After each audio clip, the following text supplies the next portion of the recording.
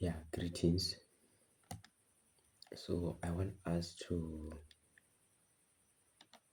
analyze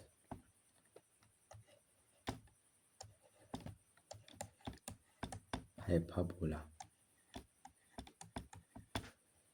or rather hyperbolic function. So when we are talking about hyperbolic function, we are talking about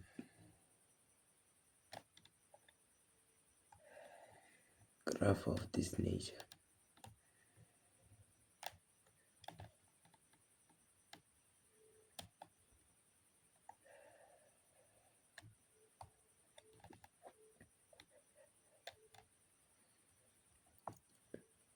Assuming that there is this dotted line which I will explain to you about, and there is also this dotted lines here, then there is this point here, and then we can also add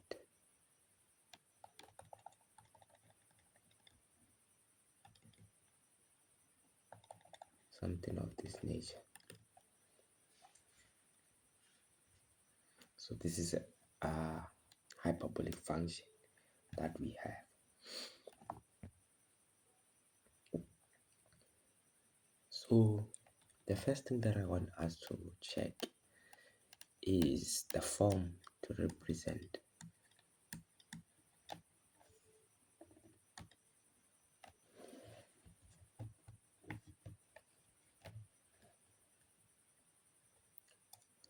our hyperbolic function. So our hyperbolic function can be represented by y equals to a over x plus p, and then there is a plus q here.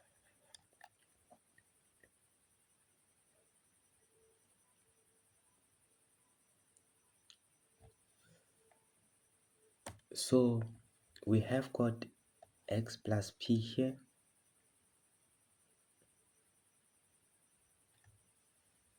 and then we have got q. So our p would be the value of our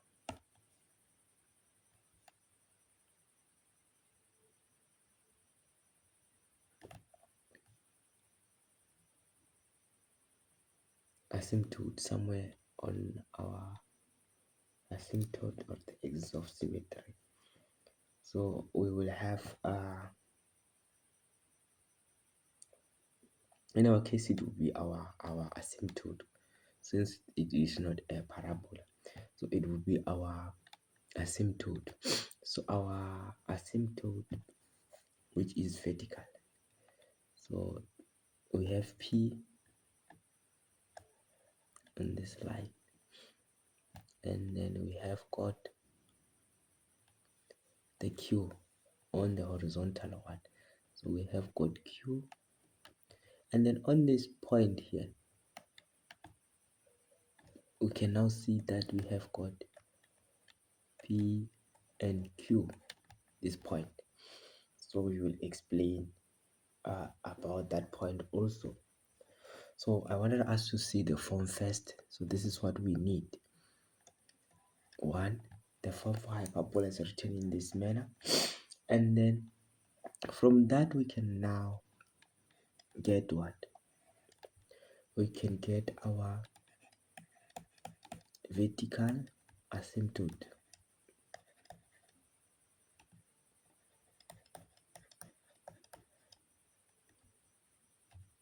So it has got the equation x will be negative p from this point. So we have got our horizontal asymptote which would then be y equals to q. So that is our horizontal asymptote. And then on our equation, we have got the value of a. So the value of a will tell us the quadrants where we have to draw the graph. So if the a is greater than 0, we will have to draw our graph on the first and third quadrant. So we will have to draw our graph on our first and third quadrant. So that means we'll have a graph of this nature.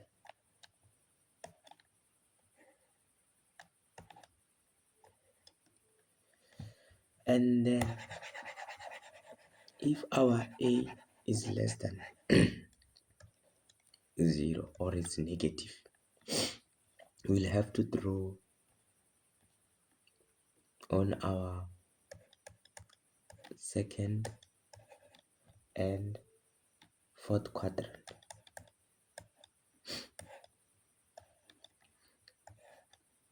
So this is our second, this is our fourth quadrant. So we'll have to have the graph of this nature.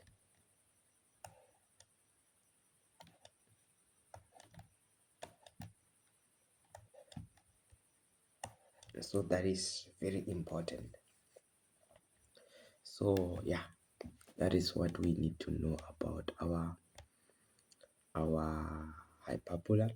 So there is domains that we need to check also, and then there is the lines of symmetry or axis of symmetry. We'll discuss that also. And then there is also this point which we call the point of intersection with the axis of symmetry. This point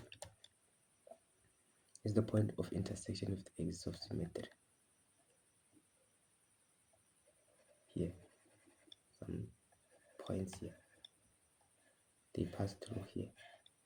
So they are point of intersection with the axis of symmetry.